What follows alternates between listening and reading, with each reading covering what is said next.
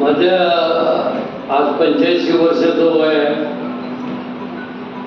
20 वर्ष 21 वर्ष अति अति अति अति दुःखात गेले.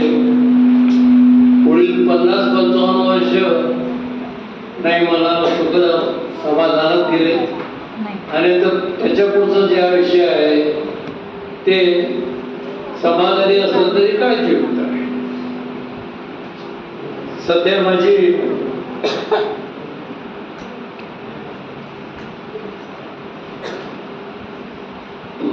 म्हणजे जसं वयाला कठीण झाले.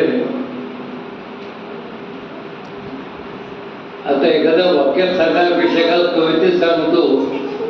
माझी शरीरयष्टी, माझं वय, माझी बोलाची शैली किंवा हिंमत किंवा ताकद याला एका वाक्यात सांगायचं झालं तर अंगम गलितम पलितम मुंडम दशन विहीनम जातम तुंडम वृद्धो याति गृहीत्वा दंडम तथपि न मुञ्चत्याशा पिंडम भज गोविंदम भज गोविंदम.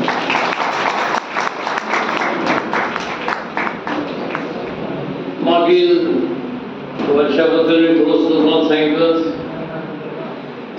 माझा स्वभाव धर्म कधी कोणाला दुःख न देण्यासारखा आहे. इतपर कोणाला माझ्यामुळे दुःख झालं असेल ते मी आजही जाहीर सभा मागतो. माझं लहानपणापासून तत्वच मुळात मॅनर्स मेक मॅन या मुळाचं होतं. आपलं मॅनर्स जर चांगले असतील तर आपण चांगलेच घडू. काही वाईट आपल्याला कोणी म्हणेल असं मलाही वाटत नाही.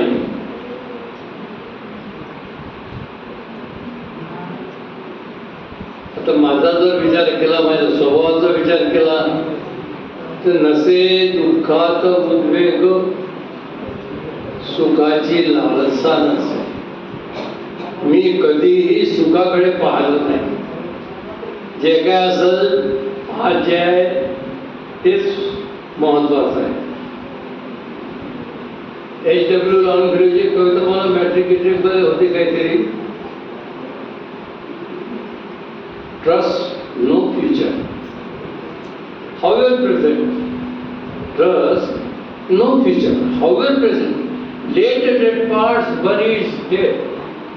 Act in living present. Heart within and God over.